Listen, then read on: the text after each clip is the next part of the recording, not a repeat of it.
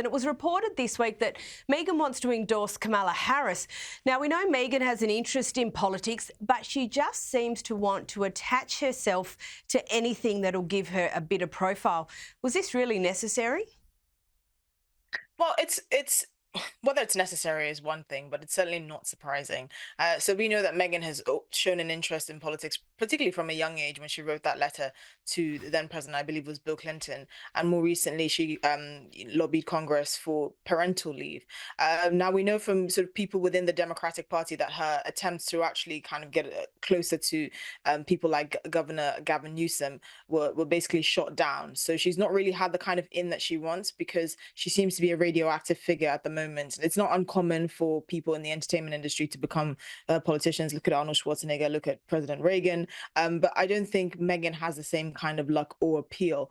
In many ways, it's quite interesting that she's likely to endorse Kamala Harris because she kind of is the Kamala Harris of the royal family. She making bullying accusations, getting close and cozy to people like Oprah Winfrey. Making statements that basically don't mean very much. They both have a tendency to spout kind of word salad, psychobabble that doesn't really actually mean very much. So they're actually quite similar figures. I'm sure that Meghan sees herself in Kamala, and I think if she thinks that Kamala has a real chance or actually ends up becoming president, I'm sure that she would feel a bit more of a confidence boost to enter American politics, although I suspect that from her husband and hers kind of complaining about how the media have treated them, I don't think they could handle the kind of cutthroat nature of American media, particularly when you're a politician. So that remains to be seen. But there are also valid questions about her skill.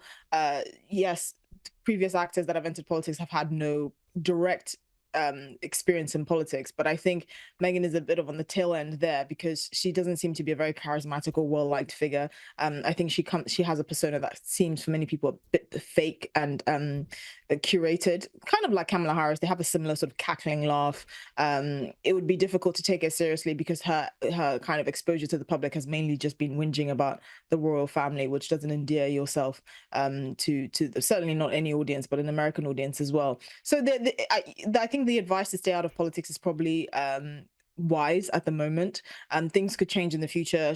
But Kamala Harris may become president. The American sort of feeling for people like her may change, but at the moment, certainly it's not a good idea.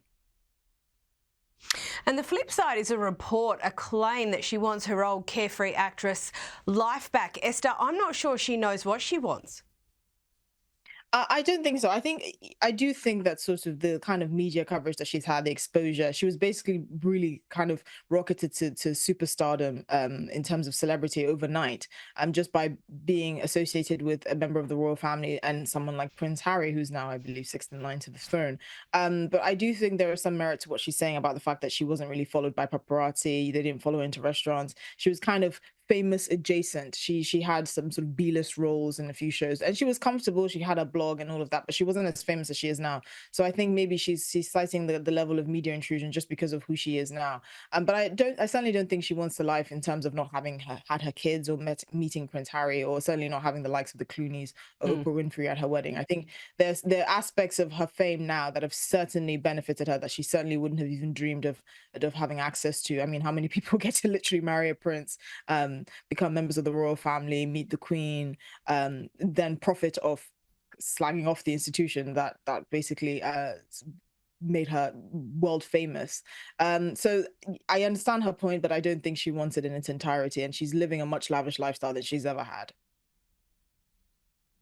Now, there have been murmurings for some time about Meghan's expose, but a report this week says that it's pending legal advice. Now, look, that's obviously very prudent, but it also raises some eyebrows about the potential content.